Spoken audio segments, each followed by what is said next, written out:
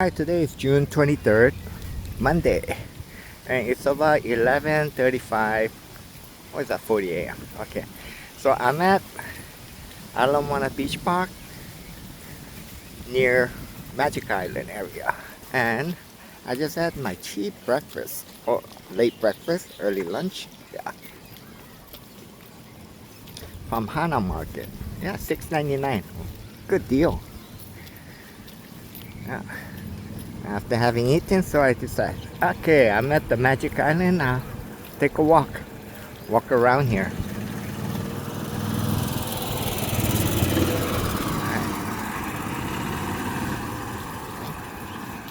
I'll do some walking and then, yeah, do some of my ride share. Okay. Wow, you know they were doing road work on Makali near King Street, and also right near Kapilani, right on Kapilani Boulevard near Convention Center, road paving work. So, and Makali Street that too.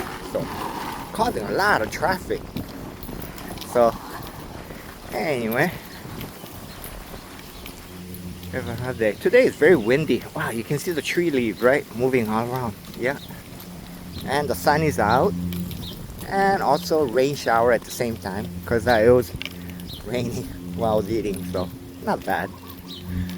Yeah, just a little sprinkle here and there.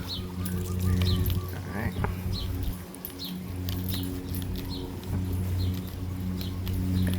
Alright, you know, why don't I walk by the ocean side near, so that way I get a nice view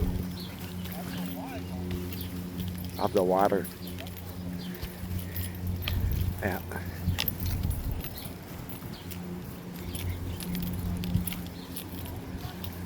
Oh, where's that way under? That looks like a cargo ship going by, way out there. And a tour boat. Yeah, more tour boats out here. So,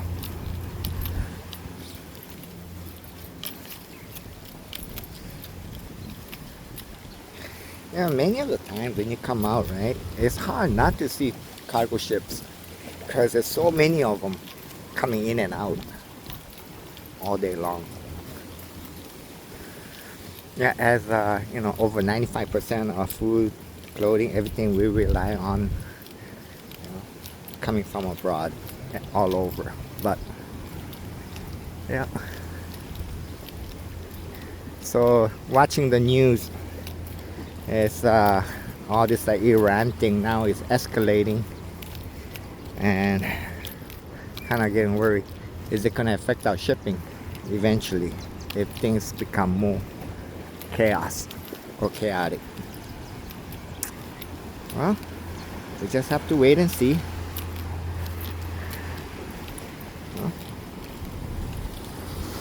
Because Hawaii is one of the main dire situation area because we rely so much on shipping for everything, right? I mean, as far as our military, I think on this island we got the big bases. Yeah. What's that? Army, military, you know, Navy, Air Force, Marines, and all those. You know, in fact, I was at about 2 days before the bombing, right? I had a person I was dropping off at a base, and it was kind of surprising because, you know, for very, you know, like at that time wasn't realizing what was going on, and then there was quite a line.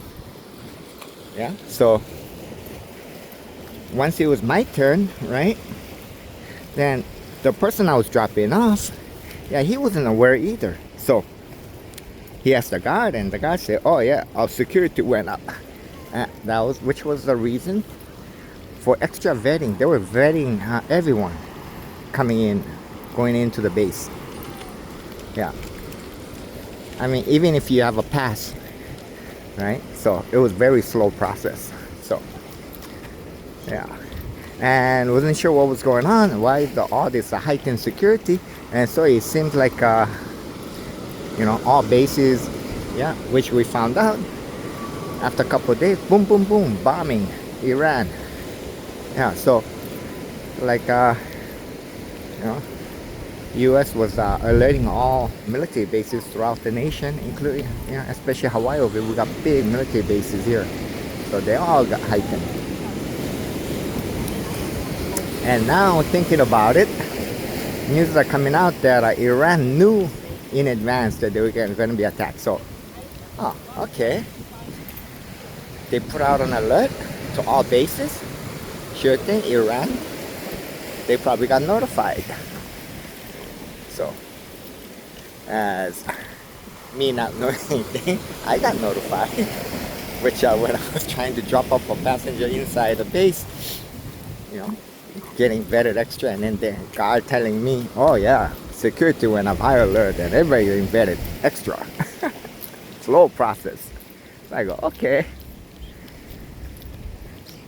So this is not about because somebody secretly sending message, high on top. It's just everybody low level knew about. Seemed like something was gonna happen. But anyway, that's that. So let's see. Oh, beautiful day. So let's take a look out into the ocean. Wow. And yes, here I am. And yes, I am fortunate to be here looking at all this beauty. Alright, so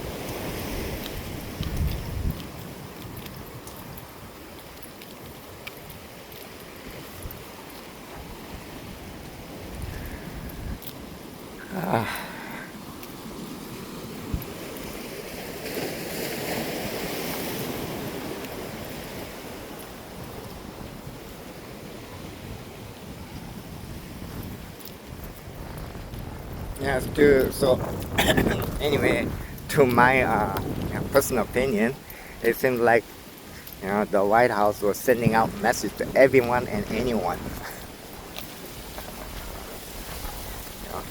that they were going to do something.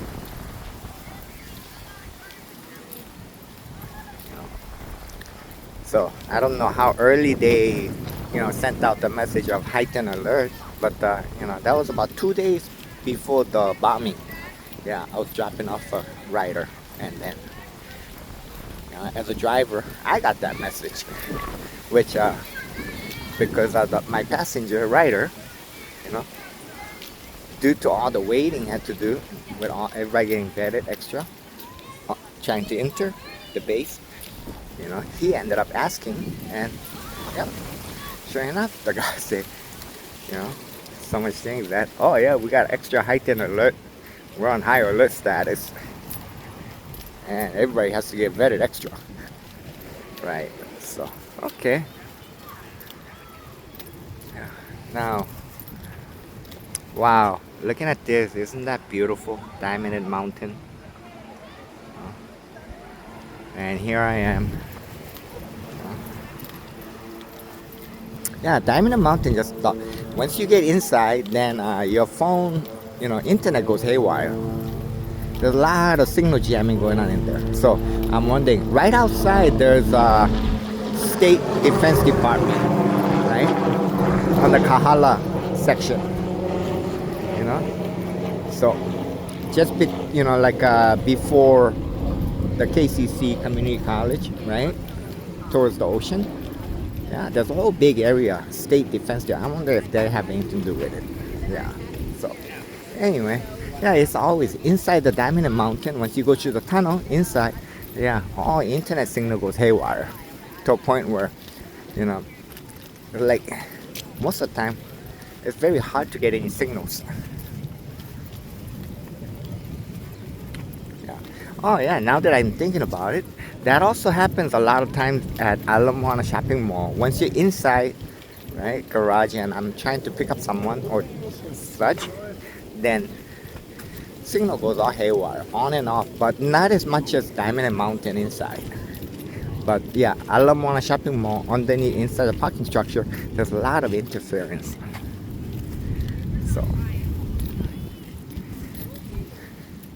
which is one of the reasons, when there's a request for pickup inside Ala Moana Shopping Mall, right?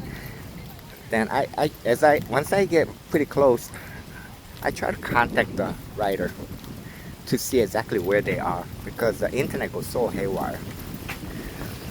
Because once you're underneath, a lot of times you cannot follow the GPS. And you just gotta see if you can make a contact, right? Texting is too slow. So I just try to make a voice call and then ask them, where are you exactly? And to my surprise, a lot of times people are pretty good. They tell me what store they're next to and all those, what level.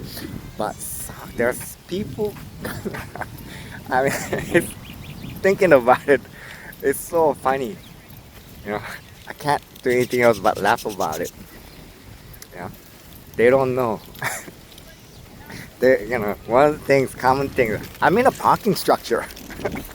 Right, Ala Moana shopping mall. If you're not in the store, the whole area is a parking structure.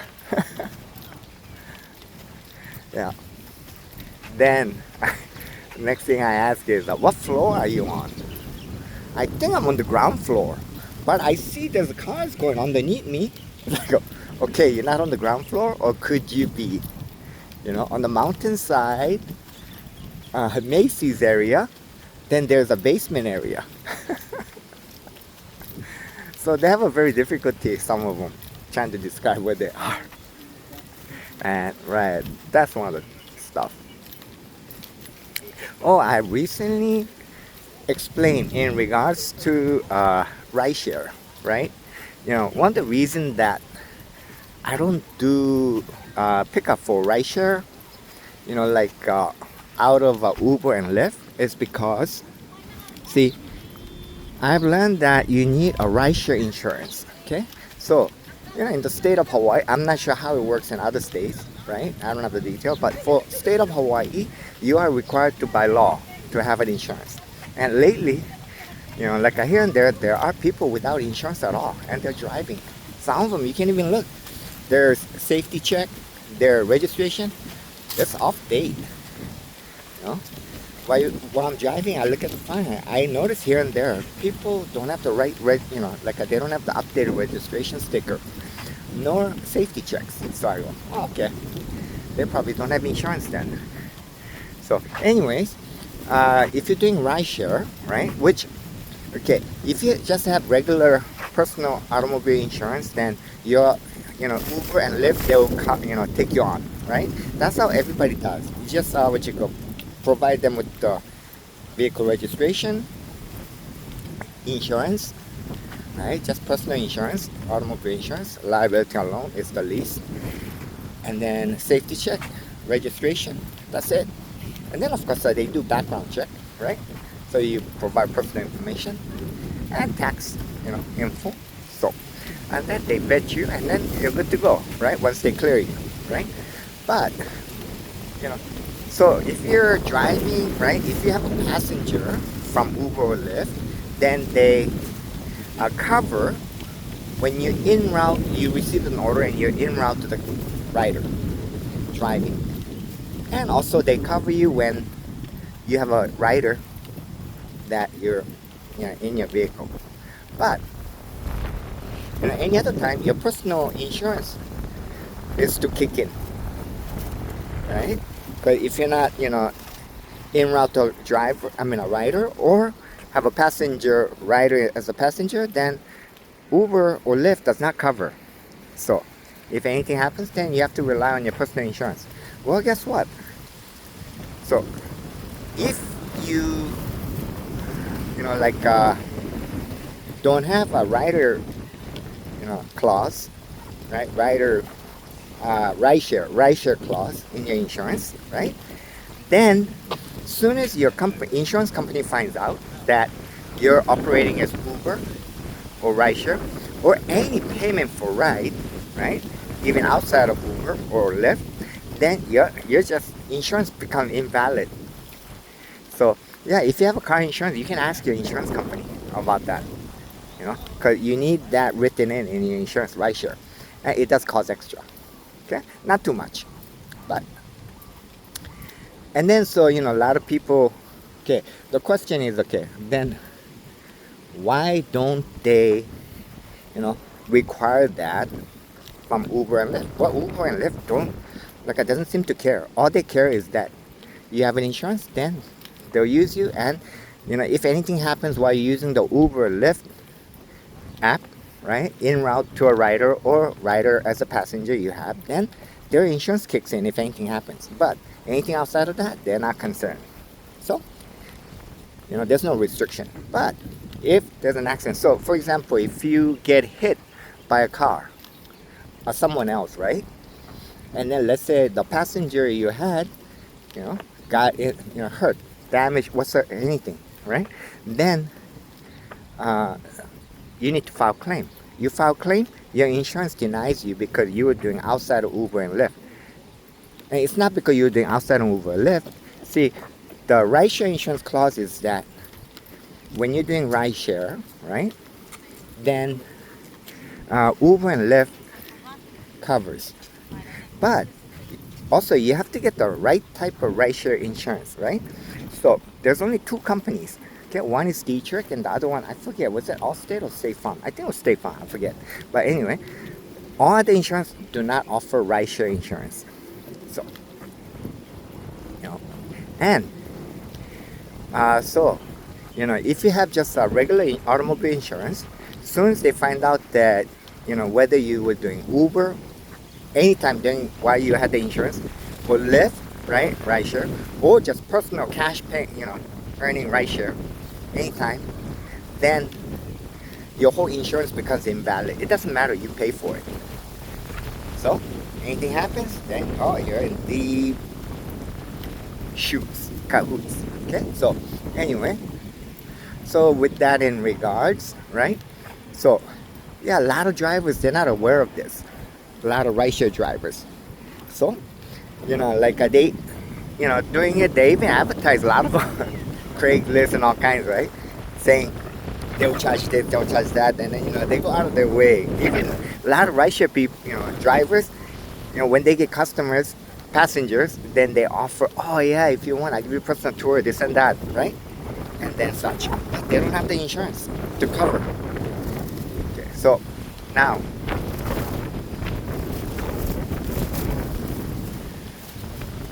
what happens if, even if, it's not your fault. Here's this person that ran into you. Hopefully, that person has an insurance, their own, and then your insurance company will just close their eyes and let the other insurance take over, right? Guess what? Because your insurance becomes invalid once they find out that you're doing rideshare operation, right? Yeah. Then they won't even provide defense for you. Okay? They won't do anything for you. So, especially if you don't have the rideshare insurance, then that's it. Your whole insurance becomes invalid as of that moment, as soon as they find out. So, if somebody hits you and then your passenger got hurt, right? Are they gonna stay quiet and say, oh, I didn't pay this person, it was just personal driving, because we're friends? No, I don't think so. Okay. So that's where it comes from. And all it takes is one accident and your whole life is in chaos. Okay. And that goes for the driver and also for whoever the passenger gets hurt. Because then the passenger, getting hurt, they're not getting anything out of the other driver, because the insurance companies are very tough, and then they're gonna get very difficult, and then they find out that this car insurance and your driver didn't have the right insurance, and you're caught. And even if the other driver is at fault, then what happens if they don't have an insurance, which there are many now from what I see, right? Then the rider who got hurt definitely will not get any payment out of that side. So the driver, well, their insurance made it invalid automatic as soon as they found out that it was a paid ride. So it was a rideshare, right? Then the rider would have only one option, which is hire an attorney and file litigation, right? So that happens, You know, it'd be okay if the driver might have a home or something, a property asset, right? But if the driver is just a person who's living paycheck by paycheck, pay by pay, don't have much of an asset, well, the rider is out of luck. And just gonna have to rely just on personal health insurance, and anything beyond that, oh my goodness, yeah. So hopefully, but here and there, the rideshare drivers are finding out the hard way once they get into an accident. Yeah. But before that, no, they're all gung-ho, right? And now here's a question.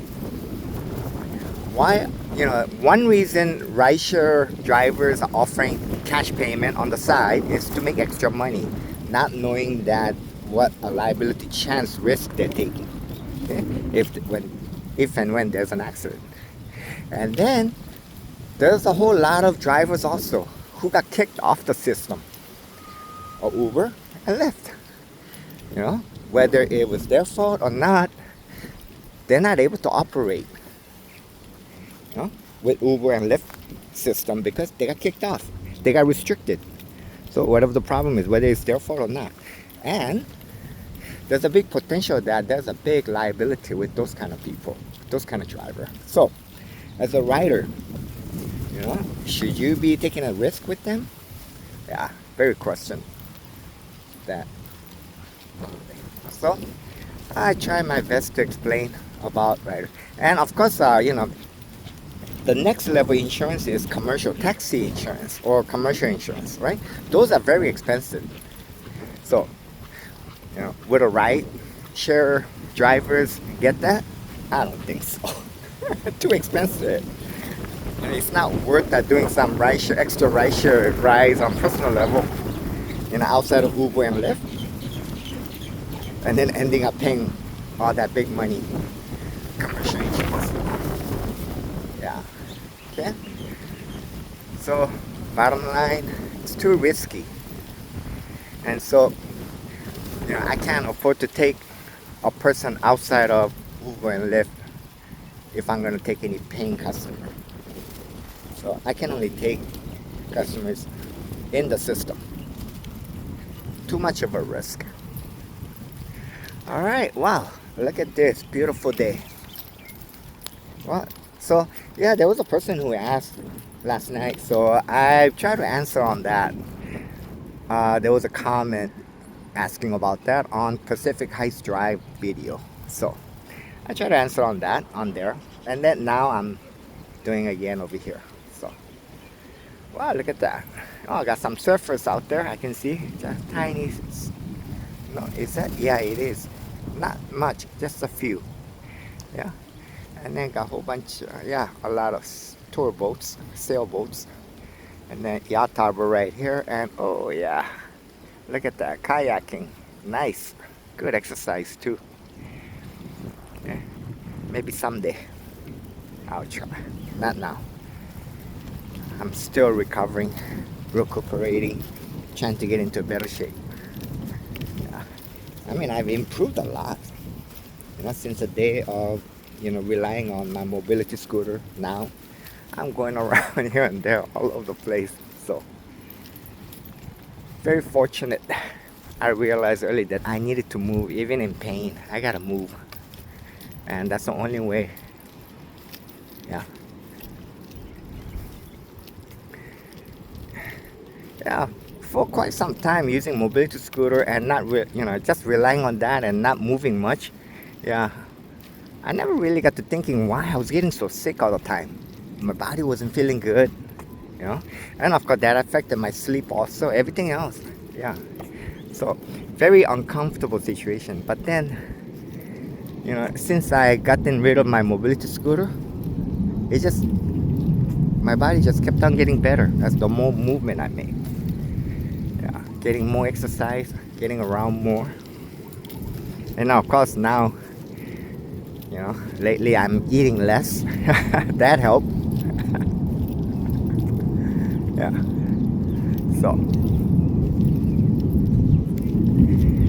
So bottom line, I found out that you have to keep moving. You have to work your body. You don't work your body, it just keeps deteriorating, and it gets worse and worse. And after years of using mobility scooter, I realized that I've learned that.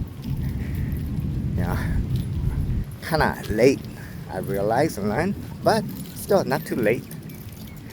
Now I'm slowly getting better. I think even my diabetes it's getting better, because sugar defender might have helped initially, but I think it's because I'm moving more, I'm working my body more, and I'm really watching what I'm eating at times. Like today, the meal, egg was okay, but spam and Portuguese sausage, I mean, I've lived here over 50 years, and that's my staple food. So something I can't get away from.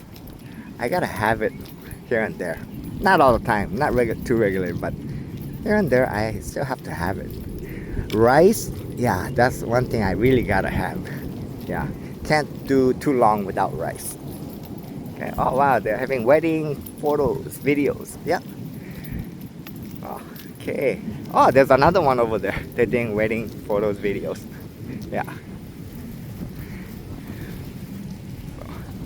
What a beautiful sight, huh?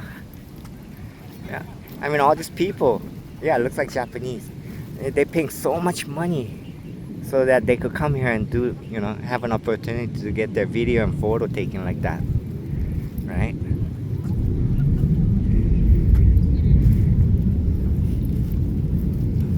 And as for me, right, I'm already here, so I get to enjoy all this. So, how you say, how fortunate am I?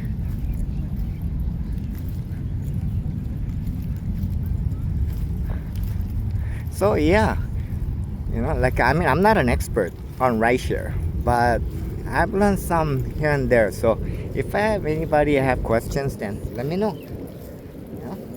And I'll do my best to answer, respond, so that way, if you're interested in rideshare and all those, then you might, learn some. Don't take risk. That's not worth it. I'm sure there's rideshare people. They are, taking a side, like a rides here and there. They're all happy because these people just paid them $100 to take them around the island, or $200, such. But once they get into an accident, that's it. They lose anything and everything what they got. And anything else? Wow. I mean, like, they would have no support from any insurance, even though they personally bought their automobile insurance, liability or full coverage. It just becomes invalid. And it's such a letdown, because you paid all that money, and then you figure they just cut you off completely, saying your insurance is invalid because you took payment. And as a rider, passenger, would they keep quiet? No. They're injured, they're damaged, they need to recover. So naturally, they have to reveal what's going on their side. I mean, it's like maybe they got leg broken, arm broken, finger, whatever, or maybe worse. Would they stay quiet? I don't think so. So I'll say don't take risk. Alright, so I'm at the Ala Moana Beach area right here, the main park. And it is beautiful. So and the wedding people, they're still out there. The couple with the photographer and videographer. And the other couple over there. What a nice view. Alright, so I say thank you for watching.